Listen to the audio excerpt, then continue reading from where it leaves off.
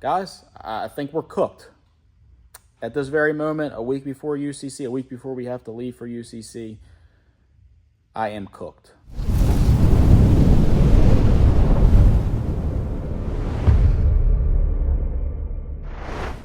Guys, welcome back to the channel. Welcome back to another video. If you guys watched a previous video, you guys know we got a new shop here. And you know that we have to race in the 72 fast class that Levon at Firepunk is putting on. If you guys watched the last video, we got the 72 on there. Talked about the shop a little bit, told you about the rear end issue we have going on. So that's what this video is about. We are going to get the rear end of the Tory. I actually just drove it over to the shop from my house. It is pouring down rain, so I'm going to be getting hit with raindrops and water as I'm under there trying to get the rear axle off, so that's going to be lovely. We got the new axle over there, got it painted, got it sandblasted, got it painted, and it's a little rough, guys. I'm not going to lie. Came from up north, but it was the quickest and the cheapest way to get a new rear axle, and I wasn't going to go back to 11.5. So salt got to it. You're not going to see it on our truck. You can't even see Tories right now. But let's go over there, talk about the rear axle, tell you what we got to do. We got it on the forklift. Well, we got it set up to lift up with the forklift, but you guys can see it is very pitted. That is from up north. You can't, this rust belt, that's what happens. But you're not going to see this with the U-bolt stuff on. I gotta grind this down flat. That's from when I cut the brackets off. Gotta weld this, gotta grind that, clean that up, because we gotta weld the axle tubes. Probably gonna put a new diff cover on it. Gotta swap the yoke out for DHD's 1480. I already have that on Tory right now. And then obviously we gotta put our IMS brake hub kit on. Make sure that they are torqued properly this time. Do not want to miss that. And then should be pretty good. This already has 373s in it. It's got a spool in it.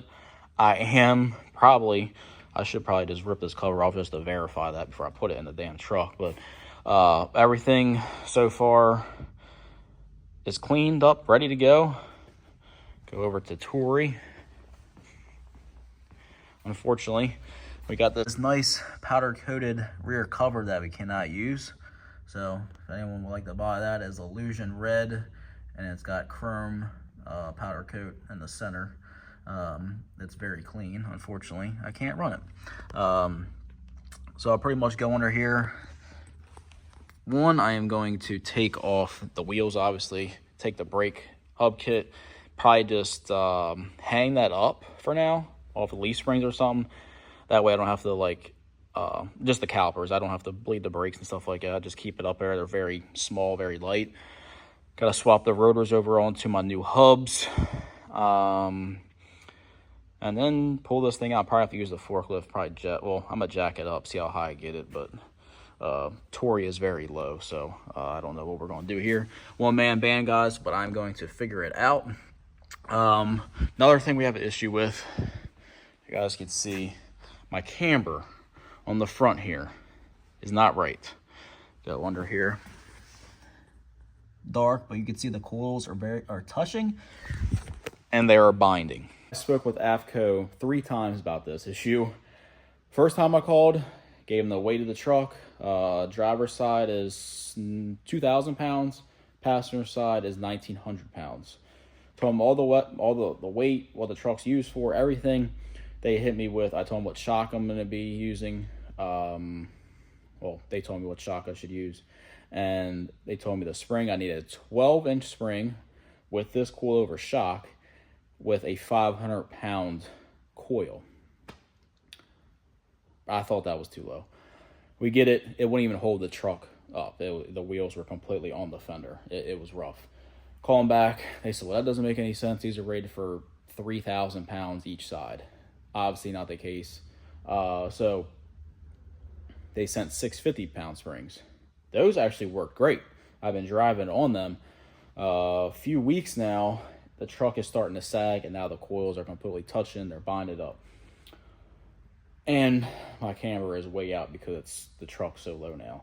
So I just went on the internet, bought a couple sets of coils, heavier duty ones, more higher rated ones, I should say. And we're going to try them out. Probably not going to get to that in this video, but I'm going to try an 800-pound spring and see what we got. If the jump from the 650 to 500 helped a lot, I'm sure the 800 is probably going to be okay. So I'm going to start with that. We got to change it. We got to change it. Trial and error, guys. Not many people do coilover conversions on these trucks. Everyone weighs different weights, so it's kind of hard to get like a general one size fits all. So every truck is different. People do different things with different trucks, ride height, everything is different. It's all spec to your setup. So we have to, first line of business today is getting the factory rear axle out and dropping a new one in. And that should pick us up some ET too, guys. That's, I think, reading up on some forums, that's about 70 to 80, maybe even more pound drop, weight drop from the 11.5 to the 10.5. So that should work out pretty good. Hit up Damon at DP Customs. He got me a new drive shaft. That's actually on the way. It's supposed to be delivered today. Like I said, I got to swap the yoke off of this rear. It's the DHD's 1480, the billet yoke. Swap that over. Do not know if my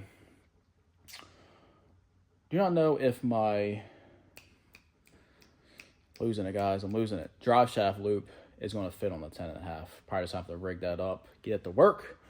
We changed the converter out. We swapped from the AX to the BX, and we picked up a lot of time in the 8th. So the AX was way too loose for this turbo. It's a 7289, but the fact that this thing is going 6s on the street with 22s on fuel is pretty damn good, guys. It's pretty damn good. These VS ball bearing chargers are no joke. Let's get started. Let's get this rear out. I'm going to be probably covered in water because it was raining, it was pouring, and the old man was snoring. So let's get to it.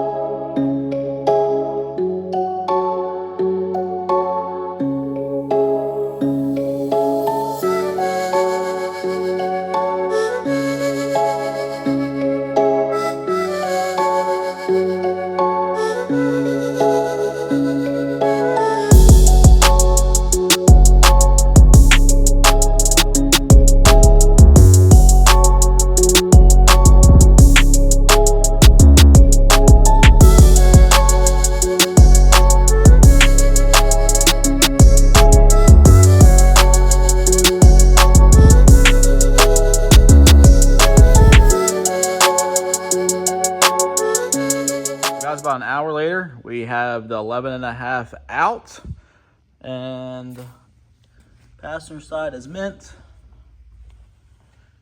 Driver's side not so good. It's actually worse behind this bearing because I actually replaced the bearing just to get me by for now.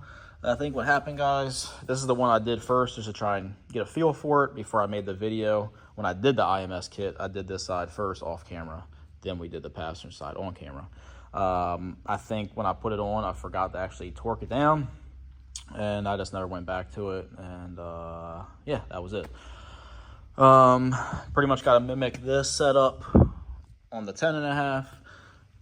Weld the axle tubes, put my shock brackets on, grab my billet DHD 1480 yoke off of there, pop this off. And it sucks, guys, because I got an expensive rear setup in this thing, but I can always pull it out, sell it, and kind of recoup some money back for what we're about to do here. Sucks I can't use that, but I'll get a new one done. But we have an issue, guys.